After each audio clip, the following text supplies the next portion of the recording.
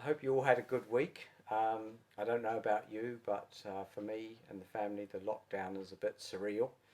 Apart from working at home on the computer most of the day, it's a lot like being in a long weekend, getting jobs done around the house. Yesterday we rescued a cat from up the tree. That was quite fun. But let's not forget that today is Palm Sunday, and we're now less than a week away from Good Friday. And that Sunday, nearly 2,000 years ago, was probably a nice sunny day, and everyone was happy. But all was not really well, was it? Just like our world today. Why did that celebration turn to so dark and so cruel just 5 days later? Well, first of all, I want to paint you a picture.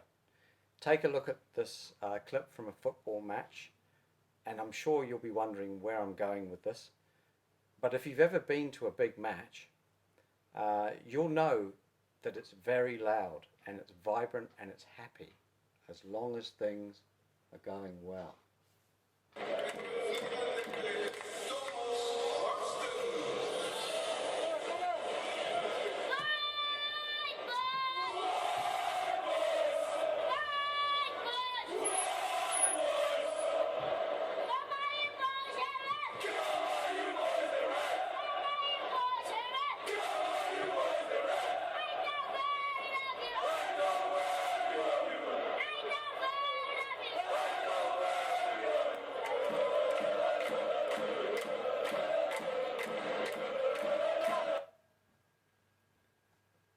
Well, take a look at this picture now. This is me in London at Highbury on May the 1st, 1989, May Day, and I'm standing there next to one of the players, Perry Groves actually, who's signing autographs. Look at me there, very excited, very happy, because on May the 1st, 1989, Arsenal was just about 3.5 weeks away from winning the title for the first time in 18 years. And I was standing amongst the home crowd with my brother, and when we scored, I think we scored first, it was at the other end, I remember the crowd just erupting, and we were standing there. We'd never been on the terraces before, but suddenly you're picked up and you're moved around, and you can't do anything about it. But then, as that match progressed, the other team scored, and then when that happens, as in a football match, everything goes silent if you're the home team, if the other team scored. And the next thing is the abuse. They abuse the referee, they abuse the other team for celebrating, and even more amazing, they start abusing their own players. So the point of that is that a crowd can turn very quickly. The next thing I want you to have a look at is this silent video from June the 14th, 1940. And this was the sad day that during World War II that the Nazis marched into Paris. Famously, Germany took France without a fight. And in order for that to happen, there has to be a betrayal and a collaborator, in this case at the very highest level. But what do you especially notice in the video? Because for me, the most striking thing is that the streets are completely empty. France is always so full of life at all hours of the day. People are laughing and enjoying each other's company. But on this day, such an unhappy day, when an invader comes in taking over the country, it was silent, except for the sound of the horses clip-clopping down the Champs-Élysées and the soldiers marching.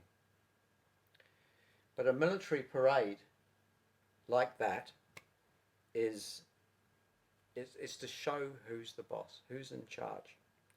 And you'll see that in countries like Russia, North Korea and China. And as a citizen in those countries, you know that you can't step out of line, and if you do, you're going to be shot. If you're old enough to remember this famous picture from the student protests at Tiananmen Square in Beijing. And this was actually just 1 month after the Arsenal match. So I remember it time being very well. And at the height of these protests, there was about 1 million people that had assembled in the square, and the students were crying out for democracy, for freedom of the press and freedom of speech. But the protests started to get violent, and the government, Chinese government, they mobilized 300,000 of their troops, and they sent them advanced in through the city, through the violent protesters, finally to Tiananmen Square. And June the 4th was the day that they started killing the demonstrators and the bystanders in the process of being there. Here's a question for you. Do you know which country has had no coronavirus cases? North Korea. Why? You don't want to know. Contrast that with this clip from the day that Paris was liberated. 4.5 years later, or just over 4 years later, August the 26th, they'd been in lockdown for 4.5 years. Look at the difference in the clip.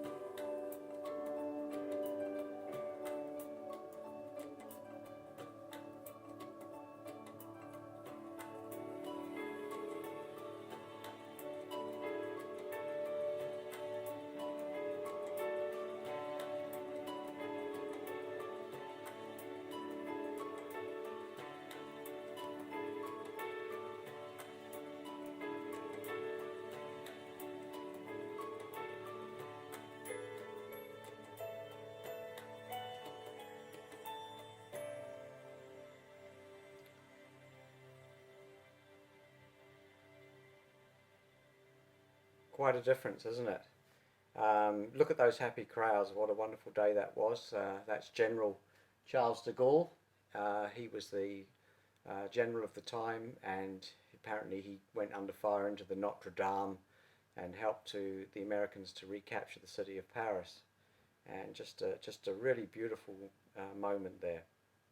Now close your eyes if you like, and imagine now that it's April the 6th, 32 AD, and it's about a week before the Passover.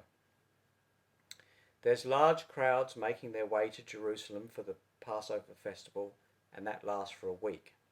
And as mentioned last week, at that time the city would swell in number. There was about 2 million people in Israel at the time, and they reckon that there could have been somewhere between 200,000 and 1 million people in Jerusalem at that moment. But you know that large, highly charged crowds tend to make authorities very nervous, especially authoritarian dictatorial governments. High chance of terrorism, high chance of an assassination attempt, high chance of a coup if the people join in en masse. So, you're Pontius Pilate, and you've been appointed governor of Judea. And you know that this place is a tinderbox. So, for the Passover, what do? You bring in a strong military presence, and you send a message to the crowds of who is the boss. and you place outside the city crucifixes so that as the people coming in can see people on the crucifixes, they get the message.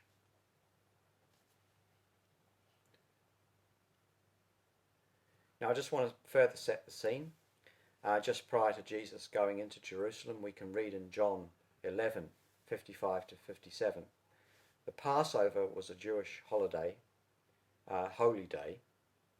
That's where our holiday comes from, actually, holy day, was near, and many country people arrived in Jerusalem several days early so that they could go through the cleansing ceremony before the Passover began. They wanted to see Jesus, and as they gossiped in the temple, they asked each other, "What do you think? Will he come for the Passover?" Meanwhile, the chief priests and Pharisees had publicly announced that anyone seeing Jesus must report him immediately so they could arrest him. Well, up until now, Jesus had been in the regions and he'd been doing great miracles there, and he was famous all over Galilee and Samaria, but he was possibly a little bit lesser known in Jerusalem. The people coming to the Passover from out of town, they knew him well, and they were really excited, asking amongst themselves, "Is he coming?" You can imagine the excitement's building as Jesus gets closer and closer to Jerusalem. Now, I'd been waiting 18 years for Arsenal to win the title, but these people had been waiting 600 years for their Messiah and King to come, as prophesied by Isaiah. Now, a large crowd can make a very loud noise, as we saw in that first video. That was just a small group of the crowd. And it's quite reasonable to guess that there's 50,000 people lining the street, putting down their palm tree leaves and shouting and chanting, "Hail to the King," as Jesus rode into Jerusalem. That's going to sound very loud to anyone listening. And as we know, Pilate and Herod were in the city, and as they're eating their dinner that afternoon or lunch that afternoon, they can hear this crowd shouting, and it's going to make them choke on their grapes. So as Jesus comes to Jerusalem, as he approached Jerusalem, he came to Bethphage on the Mount of Olives.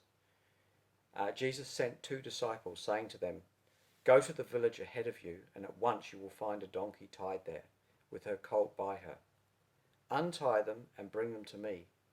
If anyone says anything to you, say that the Lord needs them, and he will send them right away." This took place to fulfill what was spoken through the prophet. Say to the daughter, and that's what was spoken, say to daughter Zion, "See, your king comes to you, gentle and riding on a donkey, and on a colt, the foal of a donkey." The disciples went and did as Jesus had instructed them. They brought the donkey and the colt and placed their cloaks on them for Jesus to sit on. A very large crowd spread their cloaks on the road, while others cut branches from the trees and spread them on the road. The crowds that went ahead of them and those that followed shouted, "Hosanna to the Son of David! Blessed is he who comes in the name of the Lord! Hosanna in the highest heaven!" When Jesus entered Jerusalem, the whole city was stirred and asked, "Who is this?" The crowds answered, "This is Jesus, the prophet from Nazareth in Galilee." How loud is a crowd of even 50,000? Very loud. But do you remember what Jesus did next? Because I think that is the critical turning point. I just want to recap the situation, political situation in Israel at that time. Because Israel had been under Roman control, Roman Empire, since 63 BC. So for 95 years, or 96 years, nearly 100 years, it had been under the Roman control. And the emperor at the time, the Caesar, his name was Tiberius. Don't be in any doubt over who was the authority at that time. It's the Caesar in Rome. And the way it's set up, you've got under the Caesar, you've got the Judean governor, that's Pilate, and under Pilate you've got the king and the high priest. And it's really important you understand that. The Judean governor is completely expendable. If he doesn't do a good job, he's gone and the next one comes in. So Pontius Pilate, he's the governor. He'd been governor since 27 AD. He's a little bit like Darth Vader. He does the emperor's bidding, but if he fails, he's completely gone. The next guy is the king, the so-called king. Herod Antipas, is also appointed by Rome. He's not the Jewish king, the one out of the line of kings. He's appointed by Rome. Now, his father is Herod the Great, also appointed by Rome, and the one who's killed all the babies at Bethlehem when Jesus was born. But the third one there, that's the high priest. That's really interesting, isn't it? Caiaphas, he was appointed by Rome in 18 AD, so he'd been the high priest in charge for 14 years. And for me, that's quite a surprising discovery, because he's actually on the enemy side. All this talk about from Caiaphas about Jesus being a blasphemer, deserving death, is disguising his true motive. He himself, Caiaphas, is a Roman collaborator, and he needs to maintain the status quo. So if he doesn't, he'll find himself on a cross. What was the turning point, though? The turning point was this moment. Jesus entered the temple courts and drove out all who were buying and selling there. He overturned the tables of the money changers and the benches of those selling doves. It is written, he said to them, my house will be called a house of prayer, but you are making it a den of robbers. So the very first thing that Jesus did was he went into the temple and he turned over the table and he drove out the merchants. And with this loud crowd behind him, it's going to look like he's starting an uprising. And they were afraid. And they were afraid that he was going to start a riot. And so from this moment, it says they hatched their plot to kill Jesus. If you can read in Mark, when the chief priests and the Jewish leaders heard what he'd done, they began planning how best to get rid of him. Their problem was their fear of riots, because the people were so enthusiastic about Jesus' teaching. See, they're afraid. And why are they afraid? Because they're part of the Roman authority, and they know what would happen to them. But they're going to have to be clever, because Jesus is extremely popular. And I always used to wonder why the Palm Sunday crowd, which was so enthusiastic about Jesus, suddenly turned 5 days later to shout for him to be crucified. And part of that reason certainly is that crowds are fickle, as we saw in that football match. They very quickly turn from being enthusiastic to angry, shouting abuse, shouting for someone's head. But I think there's actually an even bigger reason than that. I think there's actually two crowds. I think there's the Palm Sunday crowd, which is made up of his disciples, his followers, the Jerusalem residents who really want to know who is this Jesus, and the Passover visitors. They're a very large crowd, but they're powerless. And they're the ones that are shouting for Jesus to be king. And then there's the second crowd, the one that was calling for Barabbas. But if you read just a little bit further back, you understand that it was a lynch mob that went and got Jesus. And that was ordered by the chief priests and the Jewish officials and Judas and the temple guards and the police. They were the ones who went and arrested Jesus. The authorities. They're small, but they're very powerful. And they were the ones who incited the crowd to shout for Jesus to be crucified. This, I think, becomes even more clear when you look at the crucifixion timeline. If you remember, what happened was the Passover started on the first Jewish day, which was the evening of Passover Day.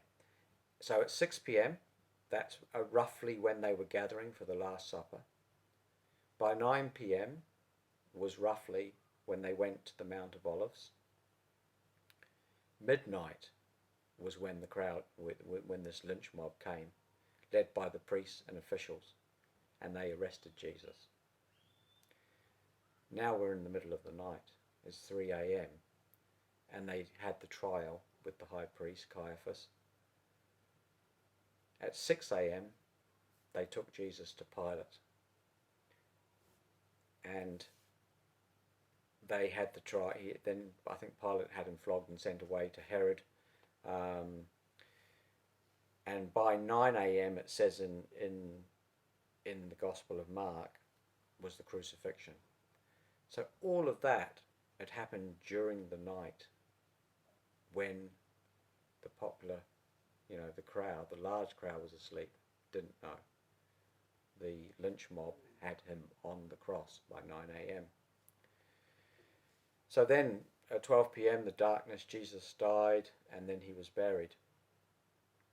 That's the Sabbath and Passover, all happening under the authorities.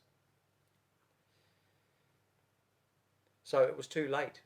Before anyone in Jerusalem really knew what was going on, Jesus was on the cross. Everything had been done. But the amazing gospel is that Jesus really is the one true King. He's not an imposter. And Easter Sunday, which is coming next week, that's like our victory day, our VE day, our liberation. Jesus is the true King from David's line. He's the Son of Man. And he's also rightfully entitled. He's rightfully entitled to the throne. He's genuinely the King. He was in the line, if you remember, going right back to Adam. He's in that line, the royal line going through Abraham. He's the genuine true King, not the one that Caesar appointed. He's also heaven's King. He's the Son of God.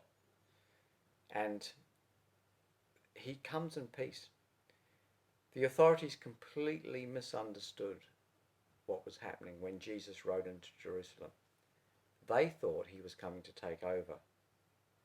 When he turned over the temple tables, they thought he was going to start an uprising. They were afraid and they murdered him for it. But Jesus comes humbly and he comes in peace. He rode into Jerusalem on a donkey. That was a message that he was coming in peace. If he was coming in war, he would have been on a horse, but as he will on his second coming. But he was coming in peace on a donkey. He turned over the tables in the temple to show that the old religious system had failed, and that he is the new temple where the people can connect directly to God without all the old religious practices. Jesus was not interested in earthly power of the kind that we're used to. And though he has every right there is, the surprising thing about Jesus is that he comes humbly to us, offering peace. I like to finish with this song, Above All. Amongst all the trouble that we face on the earth, it reminds us who really is the boss.